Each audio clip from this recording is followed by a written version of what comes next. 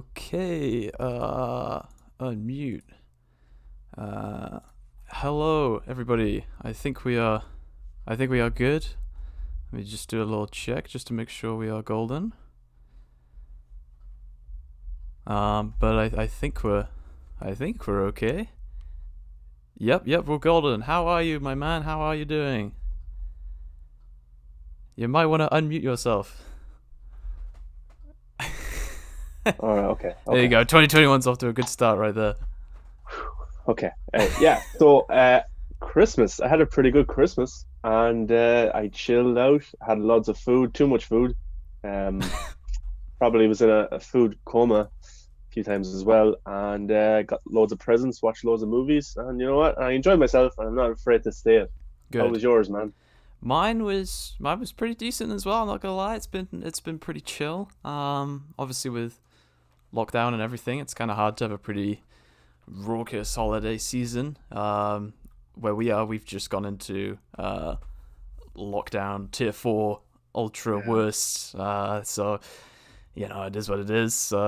I'm very fortunate in that it's not really affected me in terms of my day to day that much, which is very very lucky. But yeah, uh, Christmas has been nice and chill. Nice to see you, Brian. You can hear both of us now. Thank God for that. Um, yeah, I mean, yeah, that's the thing. Actually, just mentioning Brian now, I saw you got your Dark Side T-shirt, and I'm like, I got the jumper, and it still hasn't arrived yet. Ink to the people, man. What's going on? It's like there's a global pandemic that's messing with yeah. logistics right now. Come on. It takes no while, doesn't it, to deliver stuff?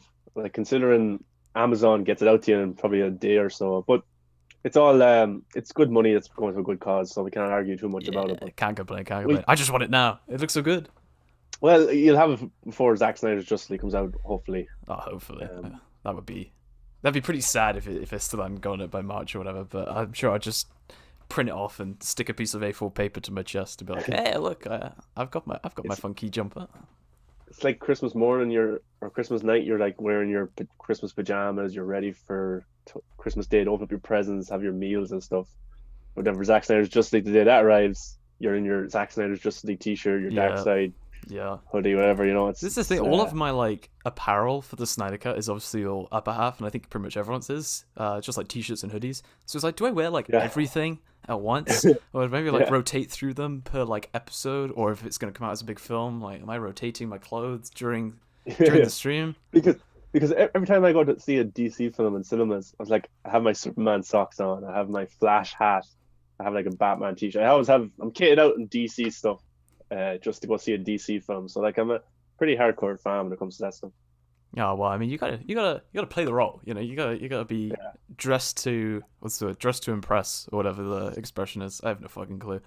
Um, but I mean, yeah, I mean, this we are now finally at the beginning of 2021. Last year was pretty crazy, and probably the well, I say one of the worst things is that the entertainment industry has taken a bit of a hit in terms of what has been able to come out. But I mean that's a bit first world problem, whatever. But yeah, I mean we've hardly had the usual abundance of films and shows this in the last year, have we? No, like, and we're going to talk about some of our favorite stuff from 2020. But I did a list on Twitter last night. And I kind of regret posting it because I forgot about so many movies. Oh, Because there you go. the year has been so messed up in terms of like because when you go to the cinema to see a movie, it's like you remember who you went with, you remember like, kind of how you got there, you had your money and stuff, everything ready. But then when you see a film at home on Netflix or Amazon or one that you stream or stuff like that, you kind of I don't want to say forget about it, but you just it's not at the top of your list in your head. It's You know, not kind as of way. memorable as the Yeah, effort that it takes to go to a cinema and find your seat and get your stuff and pay for overpriced concessions. yeah. Because I was looking at KC, he's in the chat there now, Krypton Cage, and he was doing his top 10 there as well. And he had Fat Man in it, and I was like, oh yeah, Fat Man, I forgot about that. And I love that film so much.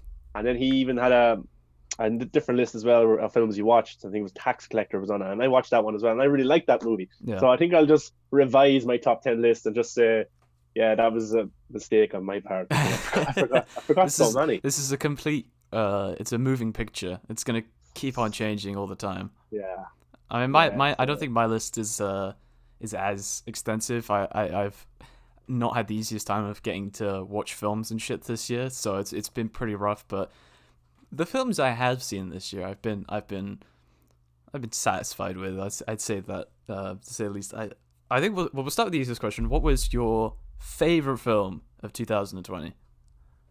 It's a very very tough one because I have my favorite film that I went to go to the cinemas to see, and I kind of have my favorite film that I kind of watched on Netflix or whatever. But I think probably one of the best made films that I got to see this year was The Five Bloods on Netflix. Oh yeah, The Spike Lee Spike movie. Lee, yeah, Chadwick.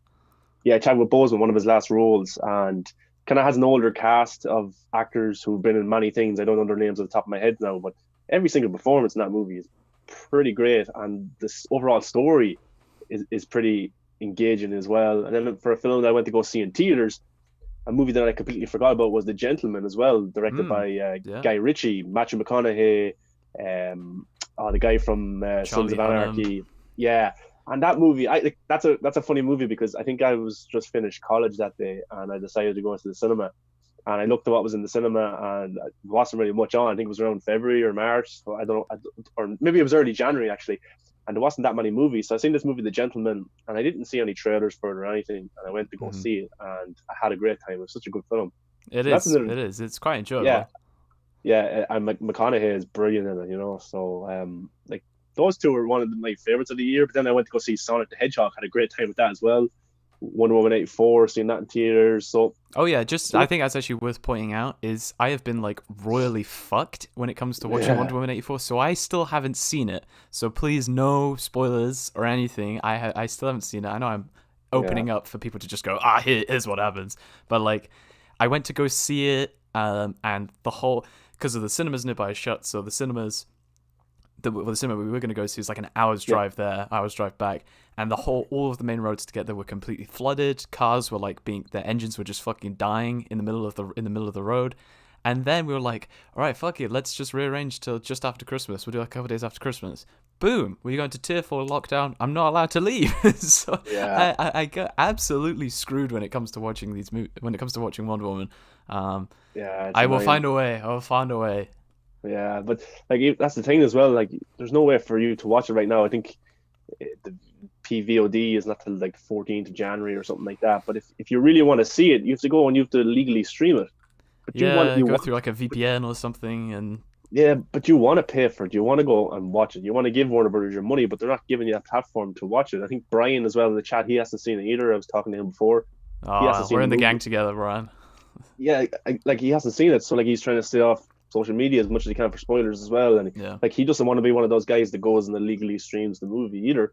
Like I never like doing that either. Like No. maybe I might do it in a sense where I know I'll pay for the movie down the road when it comes out on Blu-ray or something like that. That'll be my contribution if I really want to see a movie. But I feel dirty doing it because there's so many people who work on those movies and the productions are huge, so I don't really like doing it sometimes. Yeah, well, I mean, it's just I think maybe the first couple episodes of Mandalorian I watched on a very legal streaming site. Is because passwords were not at the forefront of my memory, and because like I don't have a Disney Plus account myself, using other people's, and I'm like, when I went to watch Mando, it's like fucking 1 o'clock in the morning, and I'm like, I had just messaged people just be like, hey, what's the password? I've completely forgotten. So Yeah. but eventually it came through. But we'll talk about Yeah. Mando later. I mean, Did you what movie did you kind of enjoy this year that you got to see? now this is this is the thing. So the list is not particularly exhaustive. But in terms of films I got to see, I'm trying to think of what I really saw on Netflix or whatever that really stood out to me, and I honestly can't think of anything off the top of my head. The one film that I was like, I genuinely came out of was like, I actually really enjoyed that was Birds of Prey, and I mean, I think I've only managed to get to the cinema like twice this year. I think Birds of Prey was like really close to the start, and then I got to see Tenet. Technically, I did see Inception and Interstellar in IMAX in August because of the like 10-year thing to get people to hype up for Tenet and stuff like that. So I did see those in the cinema. So I would say one of those if I could. But in terms of films that came out this year, I did really enjoy Birds of Prey. I thought it was a really fun movie. Tenet, I think I need to see it again, not because of like necessarily not understanding what the hell happened, but just like letting it kind of sit in my brain a little bit more, because the more I've thought about Tenet since I saw it, the more I've been like, hey, oh, it's growing on me now. It's growing on me. I think when I first came out, I kind of thought, and this is something that, like, if we ever got to the point where Christopher Nolan came on the show, where I'd live to regret these words, but it kind of felt a little bit, I don't know, pretentious to an extent. It kind of felt like Nolan was just kind of thinking, I know my films have fucked with you guys in the past. I'm just going to go all out for this film, which I respect, but it's just, it kind of felt that it was committing too hard to messing with you a little bit, that it kind of soured my enjoyment of the movie. But the more I've thought about it, and the more I've thought back to certain scenes and actors and performances and whatnot, I'm like, okay, it's growing on me a little bit. I'm starting to enjoy it. So I think maybe if I see it again, Tenet will probably top the list. Yeah, I'm like I'm probably a big DC fanboy. Like, I'd probably go see a DC film and think it's the greatest thing ever, you know. So like, but like Birds of Prey is a movie I enjoyed as well. But I just thought there was a lot of missed opportunities in it. I thought you could have done a lot more with Black Mask character. You could have shown him a bit more. Could have had maybe a cameo of just Batman. Just explore the world of Gotham City a bit more. Commissioner Gordon. Like, those things might not have made the movie better, but I think they definitely would have got more people to the theater to see it, because like, look at Suicide Squad. That's my prime example for anything. Not the best movie, but an enjoyable one, because the cast, Will Smith, Joker, Batman, they're huge marketing attractions. And so people went to go see that movie because of those three kind of characters, but they came away talking about Harley Quinn and the unknown kind of characters, Captain Boomerang, and saying they love those kind of characters. So I think Birds of Prey was lacking in that a good bit. But another movie I got to see was The Way Back with Ben Affleck. Yeah. That was a great one. He gave a really good performance in that. And there was even talk he might get some Oscar nominations coming up soon, because there hasn't been that many movies that come out. And Gavin O'Connor directed that. He did the movie The Accountant with Ben Affleck as well. Another great one. That's awesome. I love that film. Yeah, very good. So that was a good one I watched as well. And got to see Bloodshot in theaters. That's a missed opportunity movie as well. But they're actually making a sequel to it, so I'm actually intrigued how that goes. But do you think they're gonna try and build a cinematic universe off of Bloodshot? Oh, definitely. Like, Vin Diesel just seems to be franchise, because even the XXX franchise that he does, the fourth one came out a few years ago, and it made money. It wasn't a great movie, and it wasn't that good, but it's good. They're going to do a franchise off that.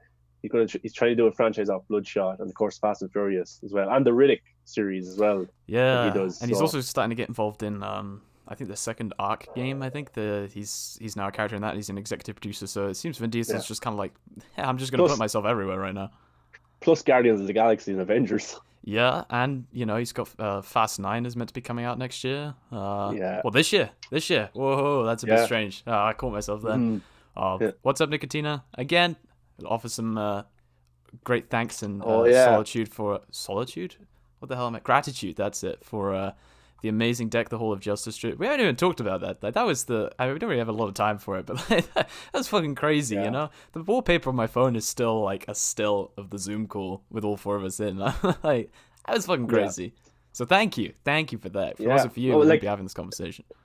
Yeah, Nicotina organized the event, and it was a huge success. And fantastic.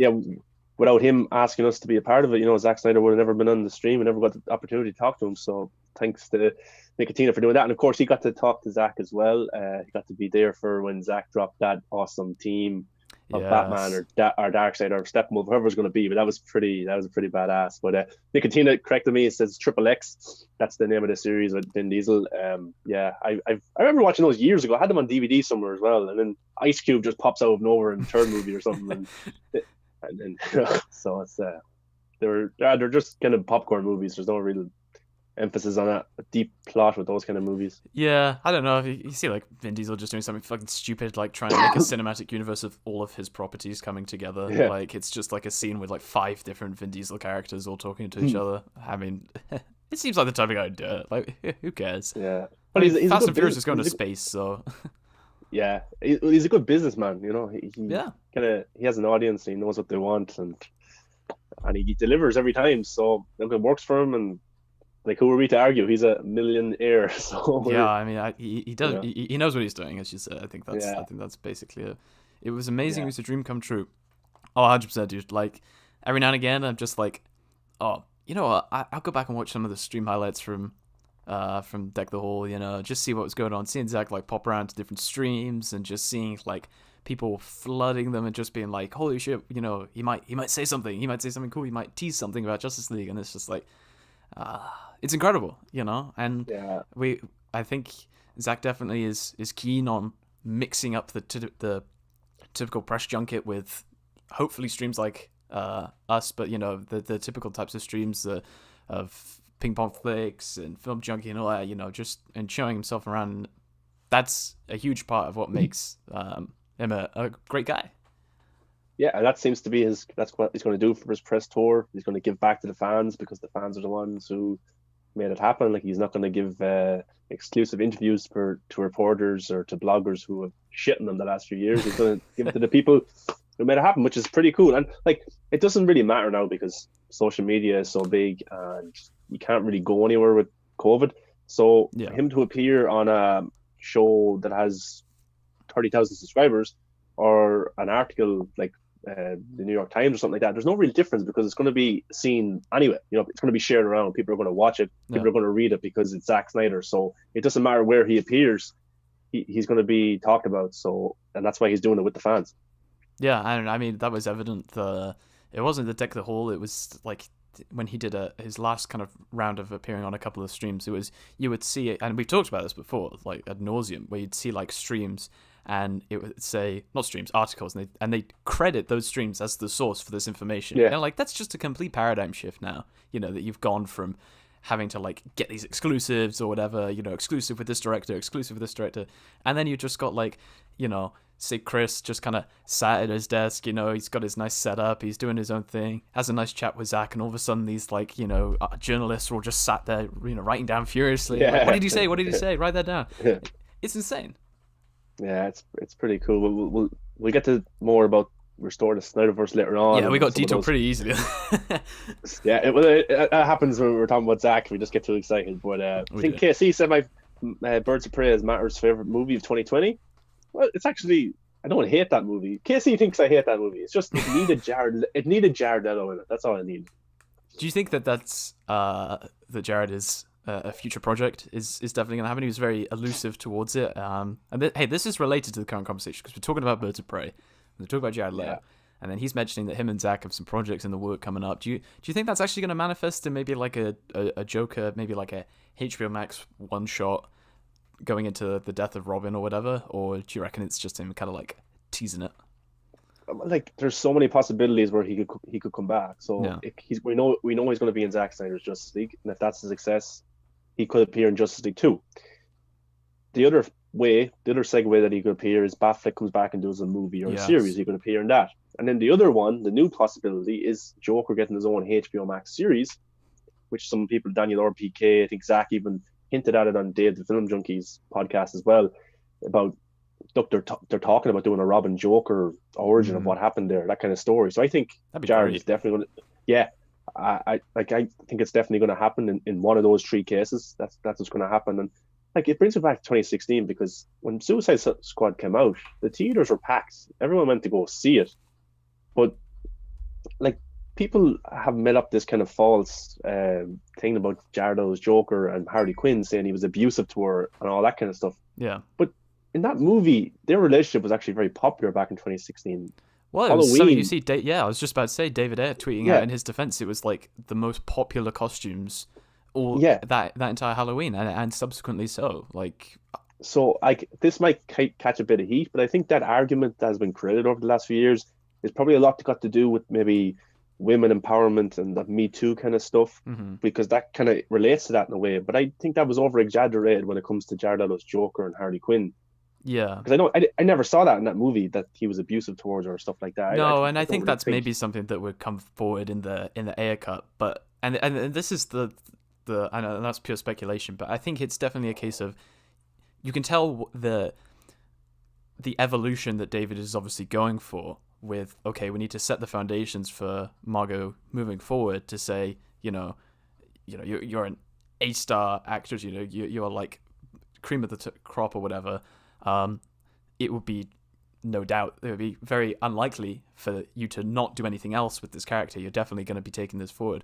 So the foundations of this needs to be this turbulent, rocky, abusive or borderline abusive relationship with Joker, and hopefully that will then, through several projects, can show her eventual emancipation. And it might just be hindsight that I'm saying that because that's what's happened, but it kind of comes at like the wrong time, I think, for David, in the sense that it's like, okay, it's white male director, and Margot Robbie in this film, she's like overly sexualized and all this. And then when it comes to Kathy Yan, it's she's very much her own character, not depending on the Joker, and she's making her own choices. So like on face value, I would say that looks pretty damn rough for David. But if you see it as the foundation for the entire progression of Harley Quinn's story, I think it's an absolute necessity. And we know that the costume designer for Suicide Squad was a woman. We know that Margot approved everything, like she has had such a tight control over Harley Quinn as a character that it's not like David just walked around like, nah, rip her shirt some more, rip her shirt some more. I mean, I wasn't there, I don't know, but I just feel it was necessary. But as you say, it kind of in the political climate at the time, it's like, ooh, I think it could have really blown up badly in their face. But yeah, but you look at Ben Affleck's Batman, he has a shirtless scene in Batman v Superman. Henry Cavill has the same. Like, if that was a female director that was directed Man of Steel and Batman v Superman, would the same argument exist about, oh, that female director now has that guy's shirt off or something like that, or making a joke towards their genitals or something like that? But it's a very hypocritical sense and opinion to have towards. Like, I understand why it's there, but it's very touchy. And if you have an opinion about it, you could be cancelled, as they say, fairly quickly. I think it's definitely a case of wrong time, I guess. Like, this is the thing. We're talking about it as if it blew up horrifically in David's face, and everyone's, trying to make sure he doesn't direct again because Harley Quinn was over-sexualized in Suicide Squad. That didn't happen. But there was a huge risk of that happening, and I think if maybe David's cut had been released, we would have been able to see a bit more of the transformation of moving out of this and becoming her own person, becoming her own character, which I think has been portrayed, was one of my highlights of Birds of Prey, was just seeing her as her own character, and her being going from like this kind of emotional wreck to being this like ultra awesome badass character, and that's one of the highlights of Birds of Prey for me. So I don't know, it's one of those things. It is a very it's an easy character to use. It's an easy character to use towards direction, because they said the same towards Zack Snyder as well about Sucker Punch, even though that film is about women. And how strong they are. And then they did the same when Diana is first introduced in the Batman v Superman, where she's on the ground, when she's knocked down by Doomsday. People are saying, she's being over-sexualized because you can see her thighs or whatever, and the look on her face, like stupid things like that. But I think a lot of it is just a false argument to use against these directors. But who knows? Yeah, it's a bit rough, but I mean, the way I look at Diana, I say like, okay, well, arguably Gal Gadot's Wonder Woman is probably arguably one of the best things to come from BVS, and I think that's an argument that the general audience would have. They'd be like, yeah, Gal Gadot is fucking awesome. So, I mean, it's a risky subject, as we say. I don't even know how the hell we got onto this point. I think just in short, that's Krypton Cage's fault. Yeah, dude. Oh, you're just trying to fucking piss off Sean a little bit, and all of a sudden now we're talking about the socio-political climate, and discrimination against women. In short, I am a huge fan of what's happened with Margot's character, with Harley Quinn, and I'm so glad that Margot has been like, no, I'm in charge of this character, and I can't wait to see what happens for her in Suicide Squad. So I guess we could use that as like a smooth segue to talk about what's coming out in 2021, and just say like, well, I mean, the Suicide Squad I think is an easy place to start. I'm pretty damn excited for that. It's the ensemble cast looks pretty fucking great. Obviously, as you may have guessed, my main focus is on Harley Quinn, because I love how her character has transformed over these films, and I hope to see it carry on. But being part of a huge ensemble, having to reconcile that kind of like individual character development with this huge fucking squad, I don't know. Yeah, I'm sure James Gunn knows what he's doing. He gets a lot of hate too, doesn't he? But he made 2 very successful MCU movies. Now he's over with DC, and hopefully he can make a big hit for DC. And like, there's Peacemaker shows coming to HBO Max as well, so that they already have confidence in that movie if they're already greenlit the spin-offs, much like much like Netflix doing the same with Army of the Dead, an animated show and a prequel and stuff. So yeah, I'm looking forward to John Cena as well as Peacemaker. Yeah. I think he's very good when he's used right. Of course, Idris Elba, he's looking for that kind of lead role, that big hit of a movie, and I think he's going to be pretty good as well. But it's a huge cast, and I'm interested. Like the mini kind of trailer that we got, the behind the scenes look, it looks like a very expensive movie. It looks like Oh it's going yeah. to be serious amount of action in it. So that's coming out in August, and we want like when Zack Snyder's Justice League comes out in March, there's going to be a huge gap to Suicide Squad. So there's a really good chance to market that film well and make it a big hit. If it comes, like I know it's going to come out on HBO Max here. It's probably going to come out in some theaters if theaters are open. So I don't know how we're going to see it, but that's another argument of how we're going to get to see things. But hopefully the world will be better by then. But yeah, I'm looking forward to that big time. I can't wait. Yeah, well, I think with the distribution argument in terms of HBO Max, there are things are in motion. I think as we've seen, like the Google Store and stuff like that have Yeah, started to crop up with like, oh, Zack Snyder's Justice League, his like the plot and stuff. So availability seems to kind of be something yeah, is shifting. Let's just say that, and I think they know. I mean, you see, I mean, Wonder Woman was what streamed more times than anything HBO Max or Disney have put out this year, like, and that's something that was just like, oh shit, it's coming to HBO Max in a month. And Zack Snyder's Justice League was announced last May, and people have been tweeting about it for like 3 fucking years, yeah, and it's people watch Wonder Woman and go, oh, I wonder what else she's going to be on in, and they're scrolling through HBO Max and go, oh, she's going to be in Zack Snyder's Justice League. Ah, yeah, well, I mean, that's coming out, that's cool. So the idea that they can that the execs would look at Wonder Woman 84's performance and go, ah, who gives a shit about worldwide, is just insane. So I don't think we'll have a problem by the time that Zack's Justice League comes about, but I just wait and hope. I'm touching wood. I don't want to jinx it. yeah. But like a lot of the shows in America, they have the ratings for domestic. They don't really show the international ratings. Like so, Yeah. something for like The Walking Dead, it has this week it had 5 million viewers. That's just in the US. They never tell you the international viewers, which I guess is pretty high as well because that's got a huge international fan base. The Walking Dead. Oh yeah. Just to use that then for Wonder Woman, I'm sure the international sales and watches of Wonder Woman would be insane as well, or Justice League. So yeah, I think it's going to be watched and talked about big time come March, and even the Suicide Squad film, if it's available on Google Play Store or Apple TV or wherever, we're going to find it and we're going to watch it because we want to see it. So Yeah. Well, hopefully it's they have access to all the metrics for how how many people are watching it on whatever platform. Ideally, it'd be best to watch it directly through HBO Max or whatever. But I think we're all in the position where beggars can't be choosers, and yeah, if we get to see it, we get to see it. So yeah. one can dream. But what else? What have you got? What's on your list for 2021? What's your like? Fuck yeah, I can't wait for this. Venom 2. Oh, now this is a good point. Uh, I was doing my yeah, list of things I was looking forward to, and I completely forgot about Venom 2. the reason like I liked the first Venom and it made a lot of money, but it wasn't anything. Oh my god, amazing! Like it was good. I enjoyed it, Yeah. but I'm looking forward to this one because Andy Serkis is involved, and I think he's going to get a lot more leeway. I think he's going to take a lot more risks. I think it's going to be a darker, probably what we expected for the first one to be a Hmm. lot more darker. It wasn't really. I think this one will be because Andy Serkis is this huge star. He probably gets a little bit more off his leash because he's known and he has a good track record. So I'm looking forward to that and Tom Hardy to be unleashed as Venom. And maybe like they're setting up this big MCU or this big Sony verse of Spider-Man. Maybe we get some hints of another Spider-Man or something like that, and Miles Morales or something. Yeah. So I'm looking forward to that big time. Venom 2. Woody Harrelson's in it as well. Like, come Yeah. on, Woody Harrelson as a villain, as Carnage, is going to be pretty badass. So that's one that I can't wait for. I think it got pushed back to June. I think it's still coming out this June. Yeah. No, I'm in the same boat. Definitely looking forward to Venom 2. Yeah, it was one of the, I was pleasantly surprised by the first one. I wasn't expecting anything great. But when it's just seeing what we see from leaks and sets, photos and shit like that. Just I think we need a trailer. Definitely need a trailer. Just ASAP. Yeah. We need something like really, really like tangible to like be like, oh yeah, that looks pretty damn good. Yeah, Yeah. No, I'm definitely definitely. yeah. But then I can't wait for Morbius as well.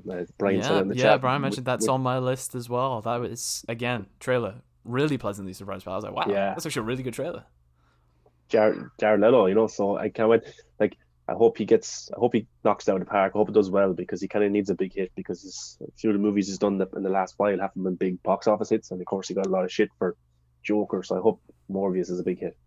Yeah, definitely. And I think I mean, this is the thing. If it's just more success for the whatever they call it, what is it, the Spunk or something like that? It's the Sony Pictures universe of whatever. It's like Spunk. Yeah, Yeah, it's something weird. But like, it's weird.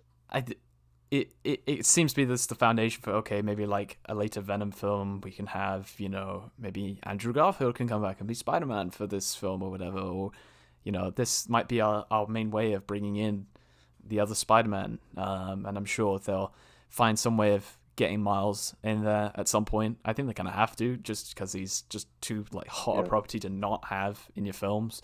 You got to capitalize on the success of the game and then Spider-Verse, but yeah, I mean, I'm excited just because it's like you've got two concurrent interpretations of what to do with Spider-Man and his rogues gallery, and and the entire universe in general, and they're two very different themes of the MCU and Spunk or whatever it is. It's just they're two very different tones to approaching Spider-Man, and you're getting it at the same time. Like, oh, I can't complain as long as the film's good. It's just what it could be setting up in the future is really, really interesting for sure. Yeah, and I think Jared Leto said in a interview, he said that this movie is going to expand the Spider-Man universe, so that's pretty interesting. And of course, in the trailer, got to see Michael Keaton's Vulture. He's going to be in it. We've seen kind of a graffiti of, I think it's Tobey Maguire Spider-Man. It looked like that suit. So it's going to expand even more. And does that carry over to Venom too?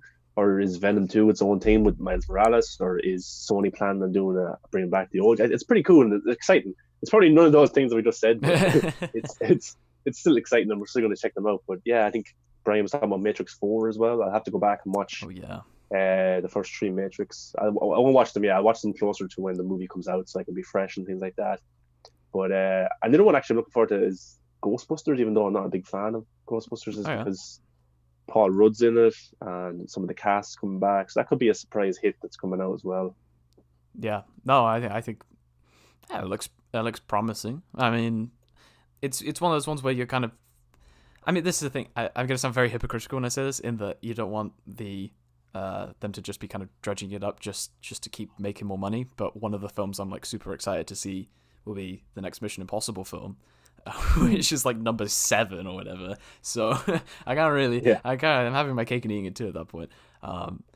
But yeah, I mean, this is the thing. Like, the Mission Impossible is kind of like just constantly going up in terms of its success, and Fast and Furious.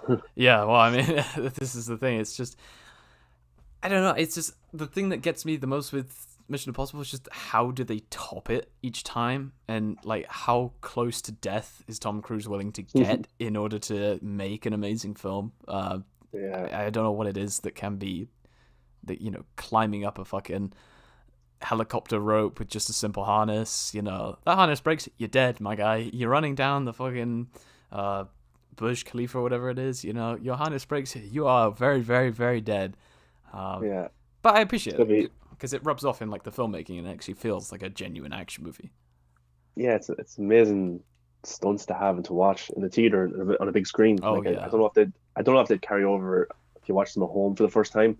But I'm looking forward to seeing what to do with that, especially with all the controversy that's going on right now. Tom Cruise is very one more time and you're gone. I mean, it's kind of funny that way. This is the thing. Like, I'm like, it's not very fresh in my mind, but I'm kind of more on the agree than the disagree with his stance. Obviously, don't know all the context or whatever, but if it is people not abiding by regulations and increasing the risk factor on the set, part of his part of his yelling was just saying, like, we are very lucky to be in the situation that we are, where we get to work and we get to make films and we get to do this shit while people are losing their homes. So I'm like, okay, I get that, and he's done stuff like I think he like rented out like a cruise ship or whatever to allow the crew to like self-isolate and all that shit. So I mean, you can tell he's got the right intentions, but he's just, goddamn, you do not want to cross that guy. What do you think? What, are you more on the agree, or you think he's being harsh?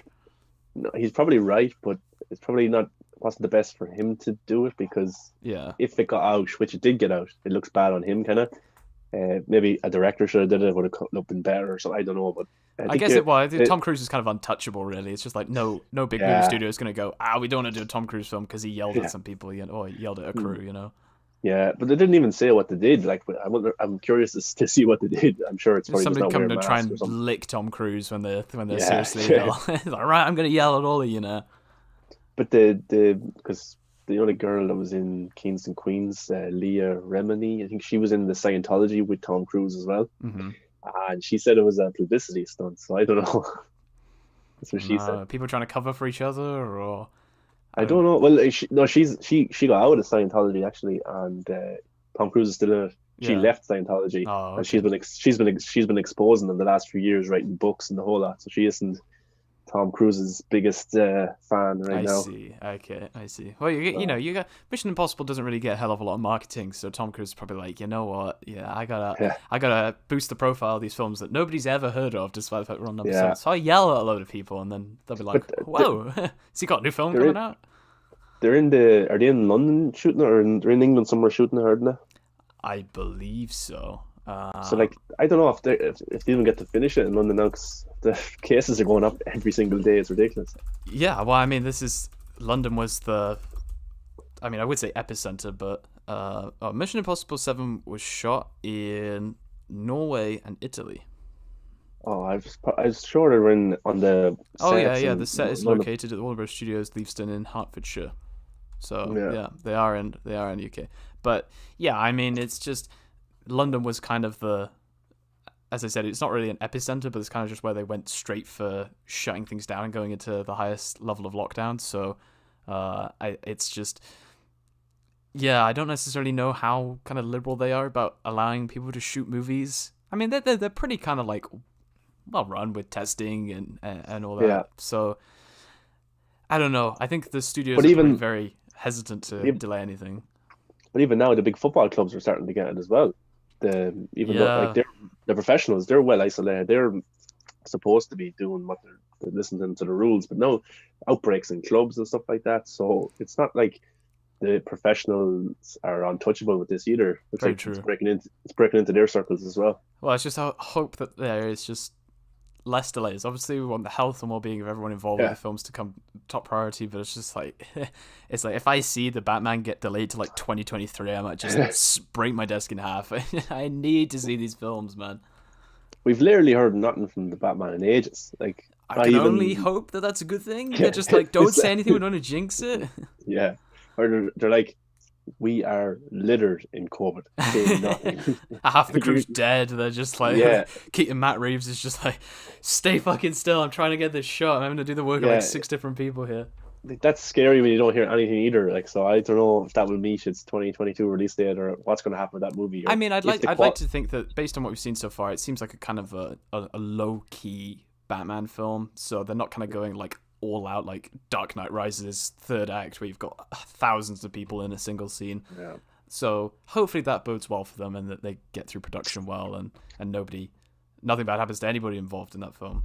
Oh, remember yeah. the that bout of drama when people on Twitter were saying whoever got COVID needs to be fired from the Batman set, and it was it was Robert Pattinson. Robin Pattinson.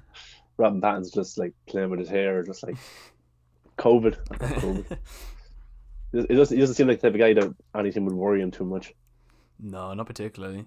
But there's that great story about how he had that stalker who was constantly outside his house, and then one day he was like fuck it, he just took her out for dinner and literally just complained at her for like 2 hours, and he never saw her ever again. She Oh, was I've like, never heard. "Oh my god, I can't take this anymore." It's just Robert Pattinson just complaining for like 2.5 hours, and then she left him alone. Oh, I didn't hear that story. That's pretty good. That's yeah. I mean, that's a pretty good way of dealing. He must have said some shit though, because if you're willing to stalk somebody, sitting down at them for dinner for a couple hours is like, hell yeah, I relish that. So what the fuck did he say that made him like, "Oh, okay, I'll leave you alone now"? It's like he's the type of weird guy that would do that. Just bring out their stalker on a date. You know. But Hey man, if it's he's stupid lucky. and it works, it's not stupid. He's lucky he didn't turn into the film Misery with Catherine Bates or Katie Bates. Did you ever see that one? No, I don't think so. That's over Uh, my head. I think there's a guy in the main actor in it is a writer in the film, and Hmm. he has this fan, um, kind of she kidnaps him and keeps him in their cabin in the woods or somewhere in the snow, and like to stop him from leaving. She breaks his ankles and stuff like that, so he can never leave. She's always minding him because she's obsessed with his. He's famous and she's a stalker and stuff like that. So that's kind of that situation. It's a weird film. It's on Maybe Netflix. maybe Robert Pattinson recently saw Misery and he was like, I'm just gonna try and fight fire with fire at this point, and I'm just gonna do the opposite and well, not break her ankles or anything, but just talk at her relentlessly. But I mean, whatever. You got any more films or any TV shows? Have you got TV shows as well? Anything big coming out next year? This year. This year. Well, there's actually supposed to be a good film coming out on Netflix in a few days. It's Pieces of Women. It's called. Oh yeah. Shia LaBeouf's in it, and the girl, she was in Mission Impossible, the last one, blonde girl. I'm going blind in my head now, but it's about this kind of woman who, this couple who lose a baby. I think she loses it in when she's giving birth or something like that. But it's a good character story. Martin Scorsese was a producer on it, and it's supposed to be brilliant. So that's coming out on the 6th of January, I think, on Netflix. So nice. the trailer looked very good, and there's supposed to be a 20-minute birth scene in it. Oh wow! One shot. I was about to say, is it one shot? Jesus. Yeah, one shot. So that might be interesting to, I don't know, not to look at what's going on, but to see how it's I was gonna say you got some very unfounded enthusiasm for that. So I can't wait for the 20-minute birth scene, all one shot.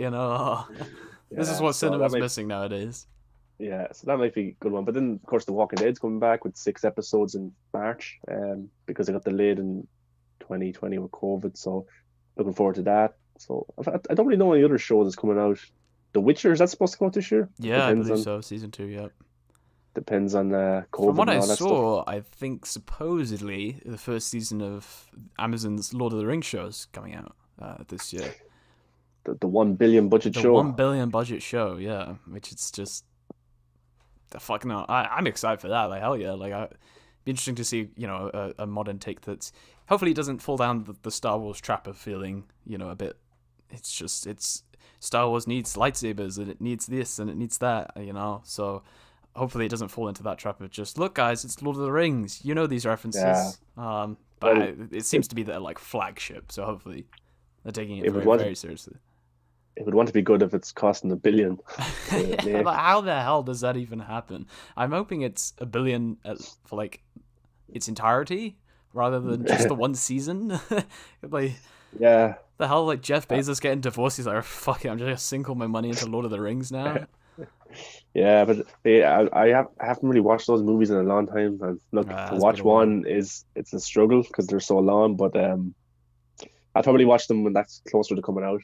But Brian said Cobra Kai. I haven't seen Cobra Kai yet. 3 seasons. I need to catch up on. Apparently, it's like 8. It's like fucking fantastic.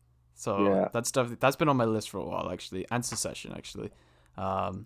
It's just gonna be us talking about stuff that we haven't seen while Brian yells at us for having not watched it. Yeah. There's too many shows to watch.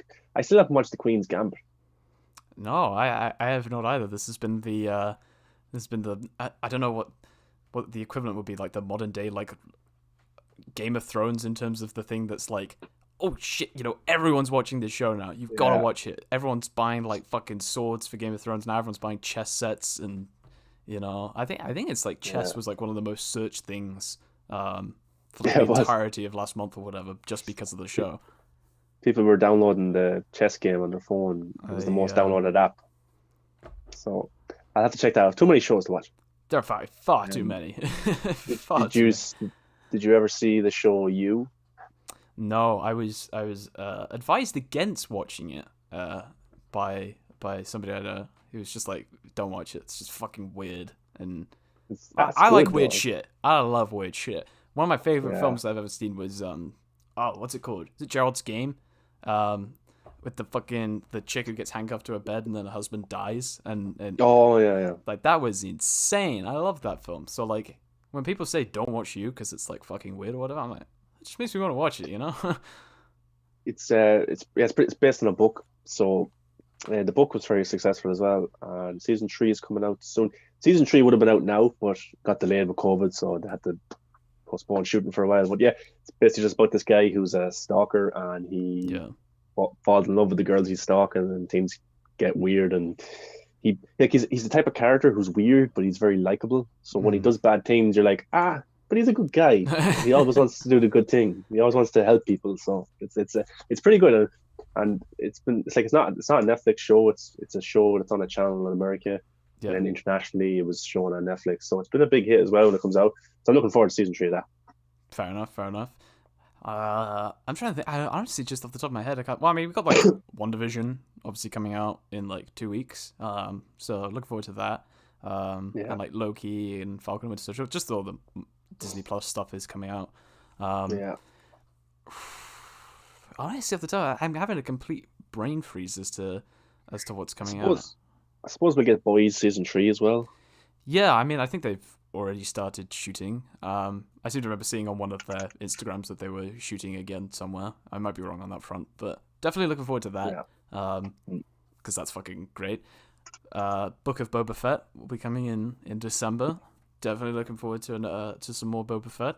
And I think it's basically been confirmed that it's like just like a placeholder for, well, not a placeholder. It's its own thing, obviously, but it's there to take Mandalorian space. So we're not going to be seeing Mandalorian season 3 until 2022, which at the earliest, which is like, oh, probably like So, 2 fucking kinda- years to watch this thing.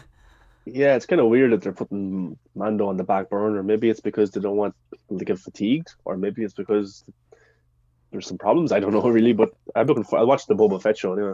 Oh yeah, hell yeah. That's, Tamora Morrison just showing that he's still got it and loves the character. I'm like, hell yeah, I want to reward that. And he was fantastic in Mando. Did you see those people that said like he had too much weight to play the character now? And People, like, man, you think just like, shut up. It's just, there's this, I mean, you could obviously make the case that he's wearing like so much shit under his fucking suit anyway. But yeah, it's sort of like, who the fuck cares? He was absolutely insanely badass in the episodes that he was in. Like, what?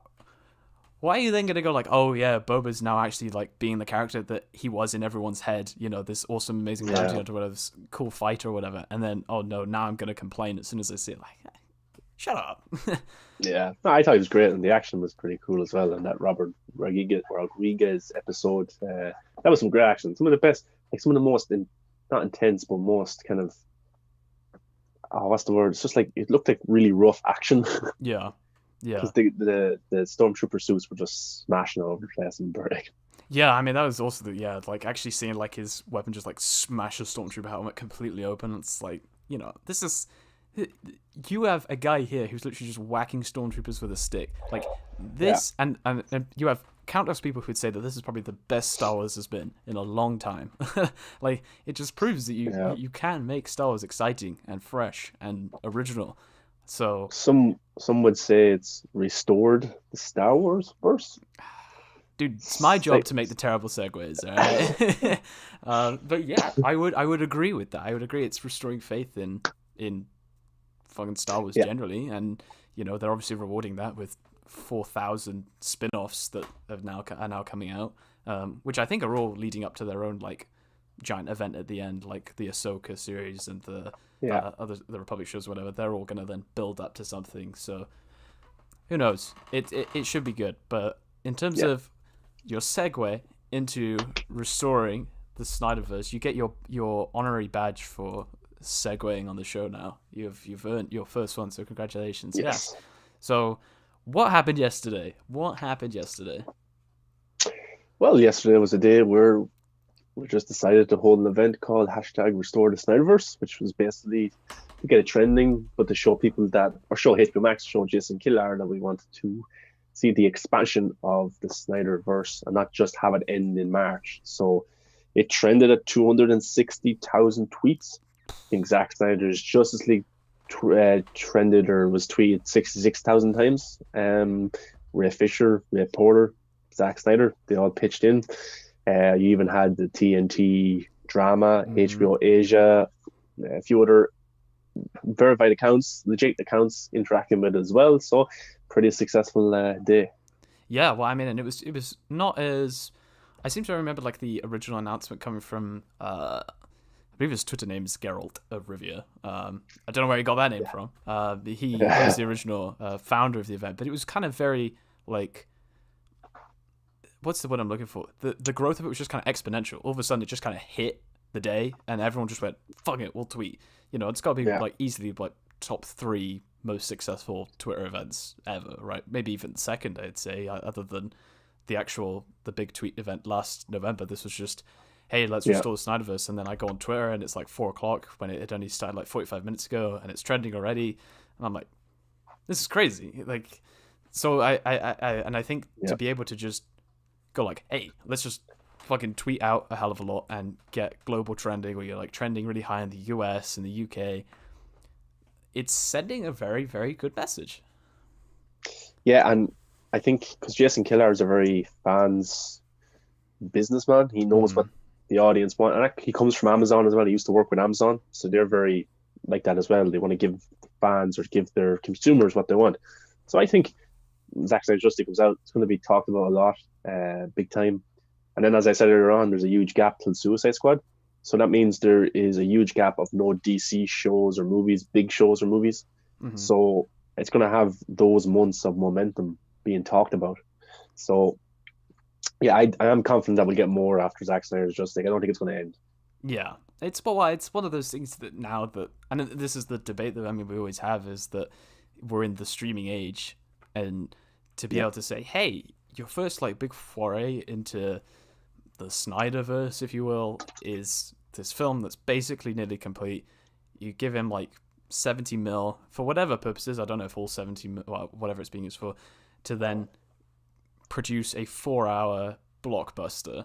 Like, 70 mil is very little money for a 4-hour movie. So instantly there to be able to like offset costs and balances, even if it isn't very well received or whatever, instantly they're like, okay, well, it wasn't really that big of a loss for us. It generated a lot of attention and a lot of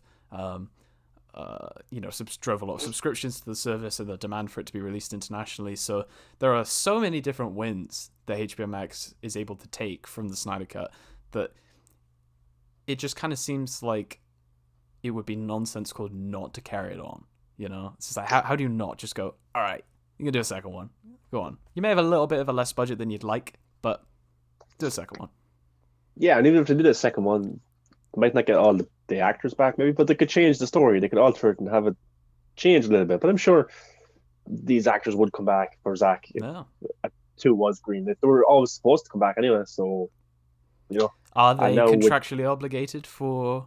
that's the thing. Is it in their contract to say, hey, you know, Ray, I know you really don't want to work with Walter Hamada, but you got to give us like 3 films in your contract. Or like, who knows? Yeah, well, I think they'll work with Zach before they work with anyone else. Yeah. So if Zach was gone, they wouldn't, like, Ray Fisher wouldn't. So if Zach was there and Walter Hamada was still in the same position, I think Ray would work with Warner Brothers, but he just wouldn't work directly with Walter Hamada. He'd work with Zack Snyder, and he'd make sure that there was a good human resource kind of thing there for things like that, you know. But yeah, I think when it comes out in March, we'll get the release date soon. We're going to get another trailer, so I think it's already a huge hit, but it hasn't even come out. People are already talking about it. It's already trending every week nearly. Like the other day, the article said it was a cul-de-sac, and it trended then. So it seems to be this weird, like, I don't want to say agenda, but there are just it's so easy to see just these like pockets of people who are just like, hey, you know what, I'm just gonna write a hit piece against Ray Fisher, or I'm gonna write a hit piece against Zack Snyder, I'm gonna write a hit piece against this fan. Like, you were just having the adverse effect. Like, you have Sean O'Connor, he tweeted out like brilliantly about a month or so ago, I think, we just said the standard process is somebody tweets out something anti-Snyder community, the Snyder community comes in and defends Zack, and fair amount of times go a little bit overboard. That's fair enough. Well, it's not fair enough, but that's acknowledged, right? That happens. And then that person then complains that they are then getting flack from these people. And it's just this endless cycle. And you see it day in, day out on Twitter.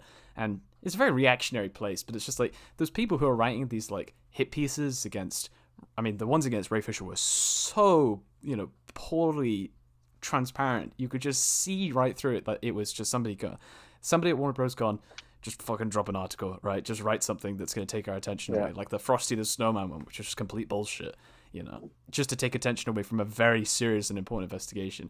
But you're seeing like, this cul-de-sac shit. And it's like, okay, well, we'll just trend globally. Like, all right, like, you guys aren't going to win this. People want to see what they want to see, so I need to just let them watch it, Yeah, and then Zach, of course, released two stills from the movie. Oh One yeah. was Diana. I think that's probably before, maybe after, when she realizes that Darkseid is here.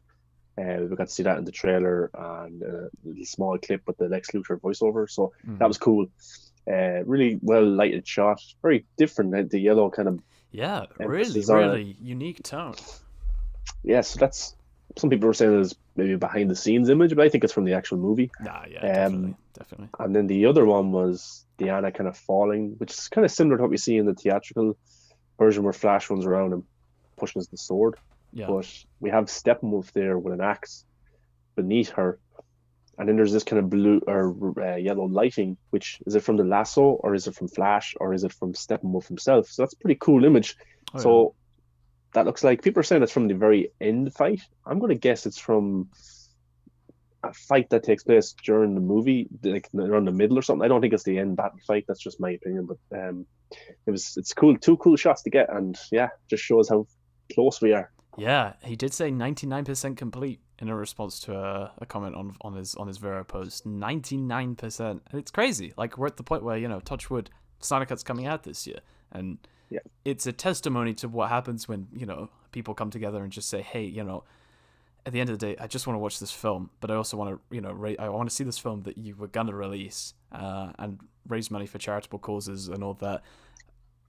That's also actually something that this is a question that I've been thinking about for a while. Do you think that fandoms like the Snyder Cut community need that kind of charitable background to it in order to succeed in the future, right? Like people tweeting out like, "I want to see this director's cut. I want to see this director's cut." Like we know the Yaya cut has already gone for like raising money for service dogs to help veterans, which is awesome. The Snyder Cut community obviously has AFSP, Feeding America, and all that. It's just one of those things that's going to sat in the back of my mind. Do you reckon that fandoms in the future are going to be able to succeed to the same extent without a charitable cause to maybe kind of help show that they're serious? If that makes sense? I don't know because like the companies, the studios don't really care about Yeah. that kind of stuff. Like they care about money and Yeah. making money, that kind of stuff.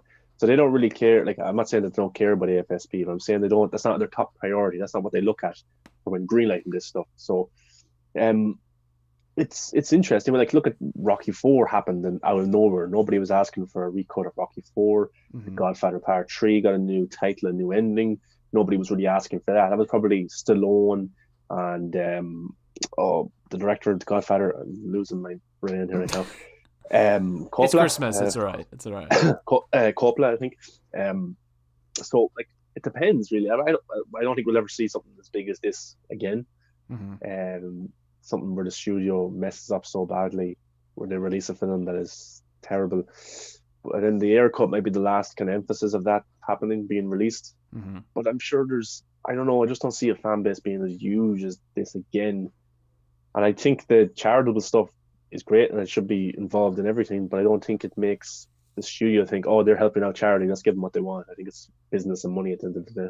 Yeah. Well, I'd like to think that at least seeing 500,000 get raised by a community is kind of them saying, oh, well, they are willing to put their money where their mouth is. So it kind of helps kind of say, hey, well, we just raised 500,000 for a charity. How much money do you reckon we're willing to pay on monthly subscriptions to a streaming service or cinema tickets whenever, COVID has Yeah. died down? So, I mean, yeah, I fully agree with what you say. I think it does give it some degree of like, yeah, well, we're serious. We've raised a lot of Yeah. money, It'd be nice if we could see this film. That's all we want. It's like it's being spawned off the 2017 film, so it shows that there's a huge interest in seeing the new movie while also doing some good as well. So yeah, I'm sure they'll see the huge fan base, and that's why they've greenlit it, and that's why Jason Killar seems to be the main man to tweet at if you have any needs or wants for the universe going forward. Because at the end of the day, he's probably going to be the guy who greenlits it instead of Walter Hamada or Toby Emmerich. Yeah. Of course, they'll go with a decision when things are going well, and when things aren't going too well, they won't. But Jason Killar is the main guy, definitely. And he has done a very good job at communicating at the very least. Like there was that one time where I think in the run up to the U.S. election, Obama was saying like, "Hey, here's a number. Tweet, like text me, and I might be able to get back to your messages." And that guy texted Obama saying, please can they release a Batfleck show on HBO Max or whatever? And Jason Killer's like, oh, nice. I appreciate the creativity behind what you're doing. So he's definitely aware of everything that's going on. So I think to the people who want to see more, keep tweeting at the guy. Keep tweeting hashtags, everything. Keep up the charitable pursuits. At the end of the day, Snyder Cut's coming, and I think that's just a phenomenal victory. And it comes up in like every episode we do, but it's completely game changing in terms of what it means for hopefully some studios just thinking twice, you know? Yeah, and Ray Fisher said that the fans decide what's canon. So Yes. if we say this is canon, it's canon. So that's the beauty of it as well. And in a world where multiverses exist and where is the universe, the fans get to decide, which is yeah, exactly. And anyone who just looks back at the 2017 Justice League, I mean, everyone's allowed to have their own opinions. Obviously, if you really liked it, you really liked it. But it's like, I saw a still of it the other day. It was like one of the final fight. It was one from the final fight when Superman just kind of gets ready to punch Steppenwolf again, and it was just a screenshot, and it hurt me to look at. I was like, I've never like cringed before at seeing like something from a film like that, and it just sort of like, oh god, it looks like Superman was just like, let's just cut him out, okay, and drag him on, and let's put him there, and we'll put Steppenwolf there, and just green screen background, whatever. It's like I'm probably the number one guy who would watch bad comic book movies because I like them all. You know, that kind of way. Like I'd watch the Wolverine Origins because I like something about it. But with that movie, I just can't because I know what happened behind the scenes and the whole controversy around it. I just can't. I get a kind of sick feeling when I watch it. So I can't even go back and watch that. Like I'll watch Fantastic Four films, even though they're terrible as well. But I get some enjoyment out of them because I get to see these characters do shit. But in Justice League 17, I can't because I knew what happened with Zack Snyder. I knew what happened with Chris Terrio. I knew what happened with Zach leaving and all that kind of stuff. What happened to Ray Fisher, Ben Affleck. You know, I just puts a bad taste in my mouth. And then it makes me think, oh, Batman v Superman was great. Man of Steel was great. And then we got this movie and then get a bit depressed. You know, we're finally getting the real movie. Yeah, and at the very least, the kind of karmic circle is coming into effect. And for anybody who ever like sees this or whatever, who doubts the legitimacy of the investigation and the claims about how bad things were behind the scenes, just take a look at how much stuff Zack now has on his plate coming up, and how much stuff Joss no longer has on his plate. The amount of shows and the amount of headlines I've read of Joss Whedon dropped from this show has been cancelled, this show has been dropped. It's like, if you thought the investigation was a bunch of bullshit to try and advance Ray's career or whatever, or to be like, you know, oh, I'm gonna do my own thing or whatever, that's just not the case at all. But whatever, that's neither here nor there. Either way, I'm glad. I think, you know, I speak for the both of us when I say that I'm glad that the investigation has happened, because it gives not only like a voice to the people who have you know, been treated poorly, but it also kind of helps give the community a bit more legitimacy when we say like, yeah, it wasn't, you know, the general conception that, oh, Zack Snyder equals bad. It was, no, Joss came over, took over, and was a complete asshole, and is now being dropped from countless projects that he had lined up, while Zack is now appearing over everything. Just kind of helps give you a bit more credibility to when you say, like, yeah, it's not just Zack Snyder. It's not Zack Snyder equals bad, like everyone says. But and then the people who say Ray Fisher was lying, I said, why is Joss Whedon been sacked off his last 3 projects then, and all this stuff, if Ray Fisher was lying? Ray's one silver-tongued man. He's just somehow convinced all of Warner Bros. To drop Joss from everything and give Zack a load of projects. Why was Jeff Johns not a part of any of the press tours when he's one of the writers in the movie? Like, not even a part of any press tour, like not even one interview with him about the movie as well, was a bit weird. So yeah, I'd say they're all being ushered out in some capacity, but it seems to run deeper with Walter Hamada and maybe Toby Emmerich. But anyways, we look forward to the movie, and Ray Fisher will probably outshine them all with his performance in March. Yes, hopefully Zack's claim of him being the heart of the movie comes forward. I'm looking forward to it a hell of a lot. It comes out in March, so make sure. I mean, you guys probably know it by now. I don't think you have to worry about that. Yeah, everyone knows. Yeah, no, this is a grand announcement. We're the first people to find out that it's coming out in March. But anyway, I think we're gonna wrap it up like a Christmas present. And yeah, I think that was basically it. Happy New Year, my man. Happy New Year, everybody in the chat. Thank you all for watching. This was a pretty low-key, low-vibe episode today. Hopefully, I'll get to see Wonder Woman at some point. But also respect COVID first. we'll have loads to talk about the next few weeks with WandaVision, Justice League trailer, Yep. loads of good stuff to talk about. So stay tuned. Yes. Hopefully lots coming up. Thank you all for watching. I hope you all had a lovely Christmas if you celebrate it, and a lovely New Year if you recognize years. I don't know. Thank you all so much for watching. I think we will see you when we see you. Yeah, see it. Farewell.